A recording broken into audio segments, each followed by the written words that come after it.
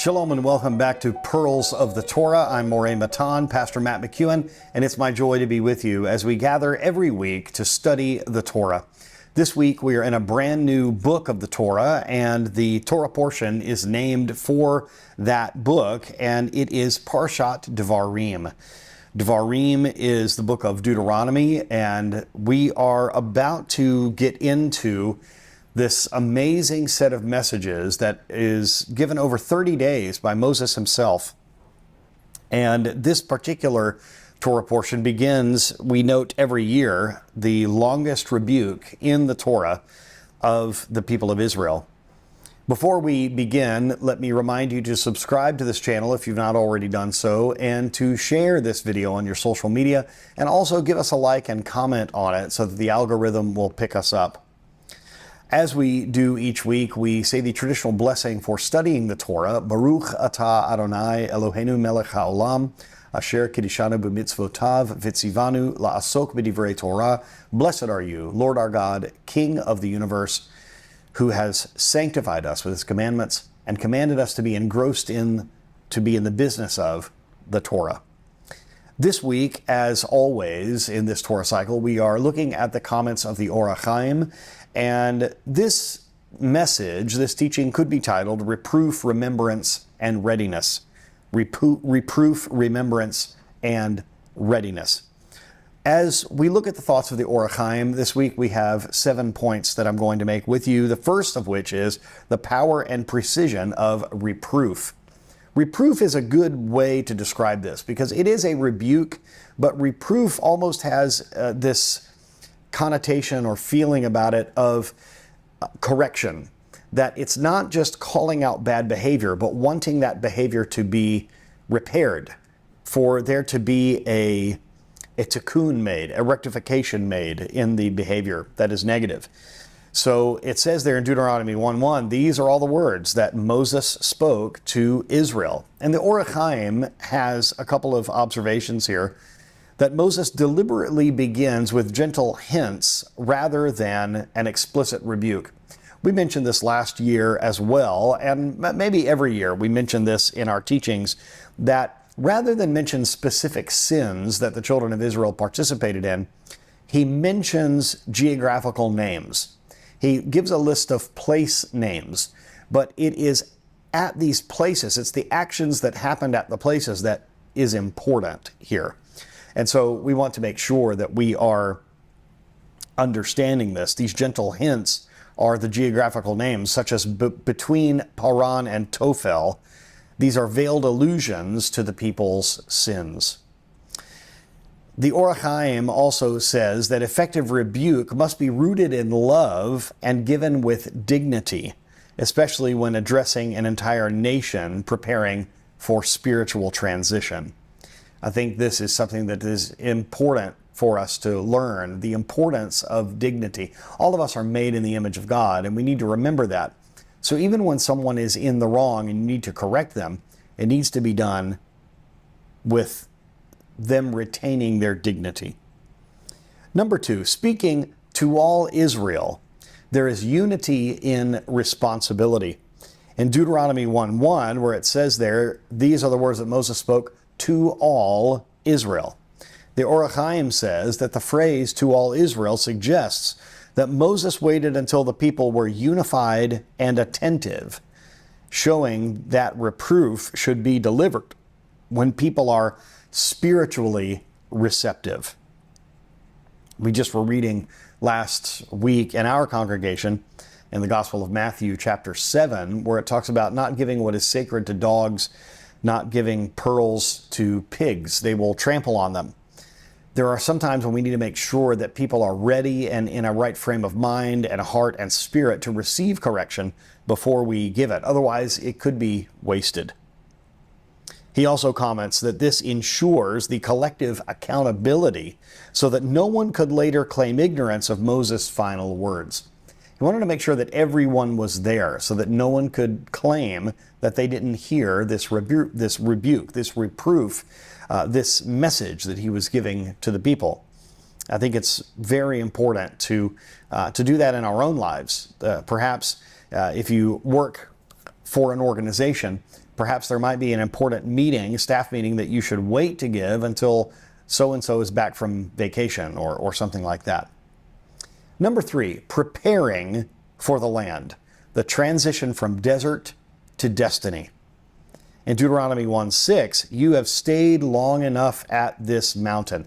This is a phrase that I use in object lessons a lot with people. Sometimes it is time to move on. It is time to move on.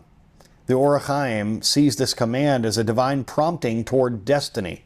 Israel had become too comfortable in the desert, and God was calling them to move from spiritual preparation into active fulfillment. It is more comfortable to be in, let's say, the rehearsal stage than the actual event. I have had the opportunity to be in many presentations of a dramatic performance, in many plays and skits and performances of that nature, where you, for weeks and sometimes months and months, you are preparing, you are rehearsing, you're learning your lines, you're learning your blocking, that is where to stand on the stage at a certain time, learning if there is music involved, the songs that you need to sing, if there's choreography that goes along with that music. You learn so much. And there is a lack of pressure when you're in rehearsal. There are a certain amount of rehearsals that you have where, as you're learning to memorize your lines, you can even call out to the stage manager or the director or someone and ask them to give you your next line. There are these sort of training wheels that are on you at that point. It is easier to be in rehearsal, but you can't just perpetually be in rehearsal.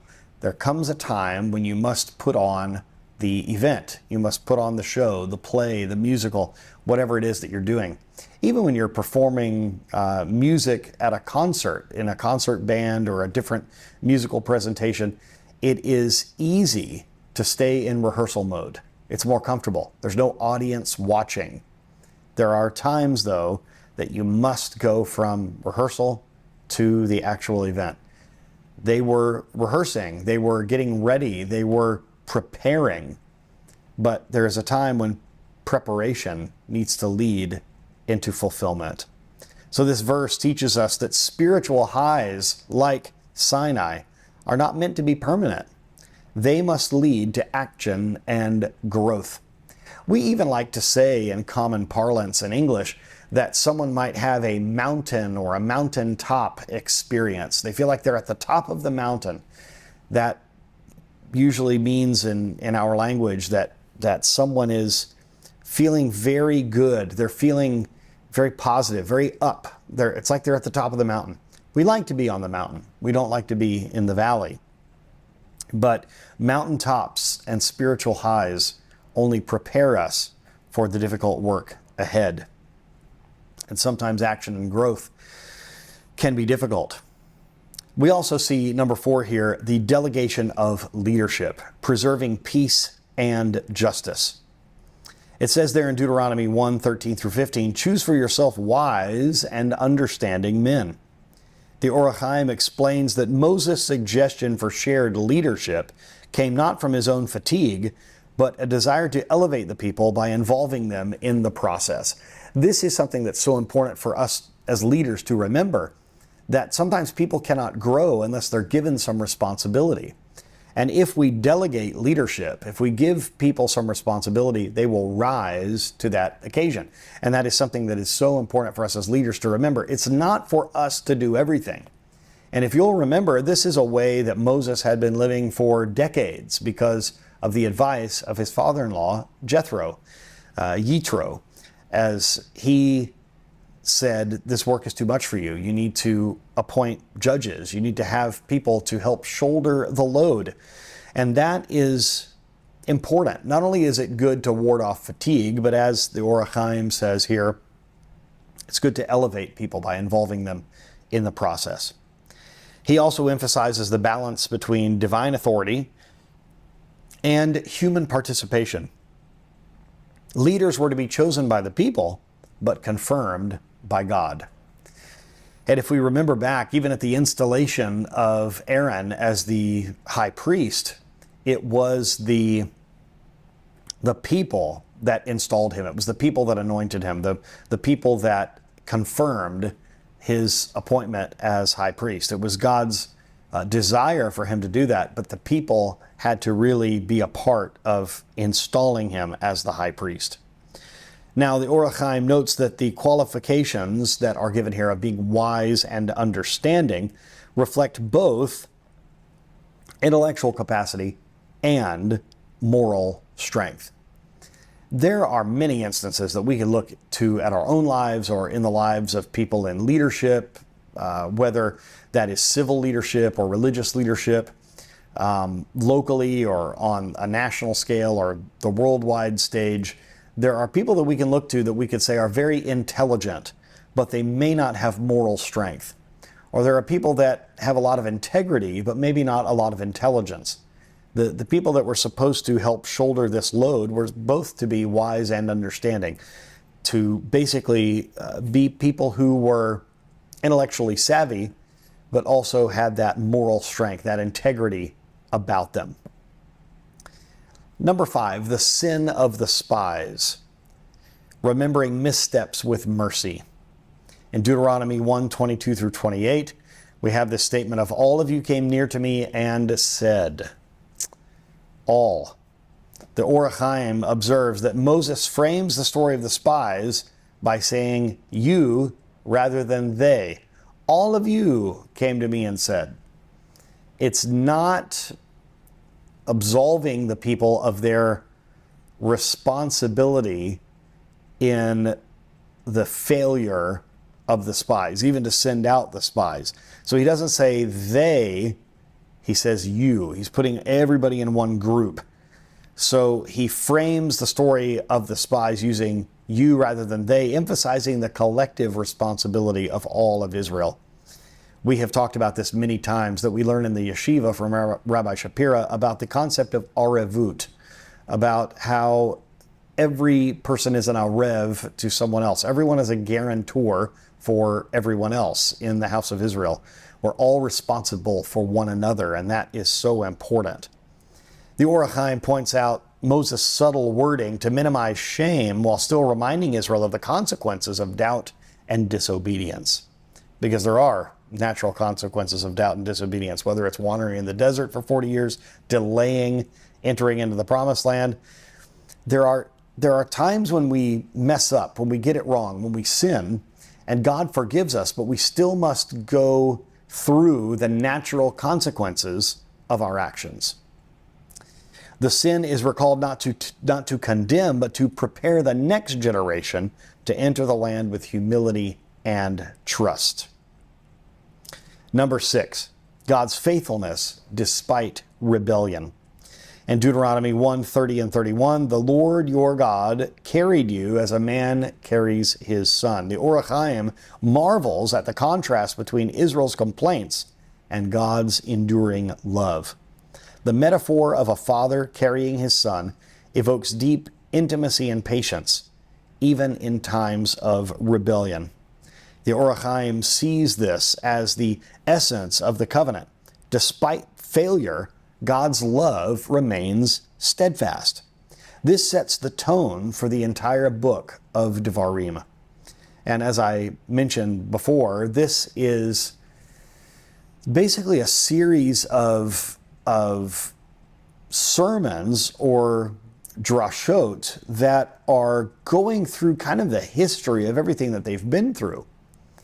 And this first big rebuke or reproof, correction, whatever we want to call it, in this first Torah portion of the book of Devarim, it's tough. It is an indictment against the people, no question. But it is done with mercy, it is done with love, and it is meant to be instructive and not just condemning. It's meant to be not just instructive, but constructive. It's meant to change behavior moving forward. And that is something that I think we must focus on. Sometimes we've got to have difficult conversations with people and let them know what they did was wrong. At the same time, letting them know that we still love them, we believe in their capacity and their potential to move beyond this, but we need to take seriously what has happened. I think it's biblical. It's just the way that it needs to be done. And finally, number 7, the journey continues, trusting divine boundaries. In Deuteronomy 2:4-5, do not provoke them, for I will not give you their land. The Or HaChaim says that God's command to avoid conflict with Esau's descendants is a lesson in respecting divine boundaries and providence. Now, Esau, of course, who is associated with Edom, one of his descendants, and of course, we look at like the spirit of Edom, the empire, if you will, of Edom, and how in the last days we are dealing with this. But there will be a fall of Edom, as is prophesied in Obadiah's vision and prophecy, where he was an Edomite, preaching against the destruction, or preaching about the destruction, preaching against his own people. He was a person who joined Israel. He was a convert. And this conflict with Edom, it is going to take, as we learn in the new Hamas and the fall of Edom and Milchemet HaEmunah, which is coming out very quickly, this trilogy of end times books by Rabbi Shapira, we know that this conflict is something that we must partake in. We must be active participants in this battle with the spirit of Edom. But we also know that it is only won, this battle is only won by Hashem himself through his Mashiach. So it's a very old battle. And we see even, in previous Torah portions recently, where Israel wanted to go through Edom's land and they were not permitted to. It was a conflict that is still going on today. So we have to be very careful in going about this in a godly way, this battle. And also, Israel is not to grasp for what is not theirs, even if it seems militarily or politically feasible. This is a test of obedience and faith in God's unique plan for each nation.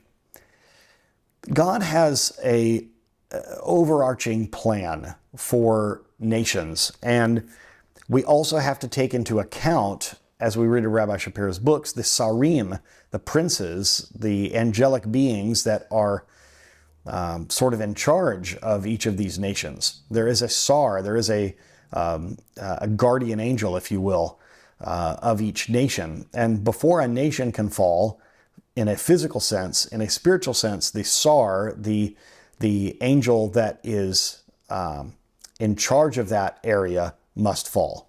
And so it is a spiritual thing before it is a physical thing. And that's how it always is. That's how it always should be. We should look at the spiritual that is animating the physical. This is a very Jewish idea. So the book of Devarim opens up with the Torah portion, also called Devarim, which gives this reproof, this rebuke, this correction. It's never easy to accept correction, to hear it, to accept it, but whether it is from a spiritual leader or whether it is from someone in charge, a boss at our job, even if we are the boss, if it's someone above us at the corporate level, it is always difficult to hear things like this. But if it is done properly, the end result will be our correction and our betterment. And that's what we need to look for. When we have to correct someone else, we need to not do it in a humiliating way, in a way that will really bring them down and crush them. What we need to say is, before we give the rebuke or the reproof, the correction, the discipline, before we do that, we need to ask ourselves, what is my motivation in this? What do I want the result to be? If we can say honestly that the result that we desire is the correction and the betterment, if we want this person to be better the next time, if we want this person to grow, then we need to do this in a way that we preserve their dignity and allow there to continue to be mutual respect between us, even if the person has done something so egregious that we have to let them go. Maybe you're in a position where you've had to fire someone before. I think it's always a good idea to correct someone in such a way that you could still be friendly with them after the fact. And I think in that way we honor the Lord and we follow the example of Moses.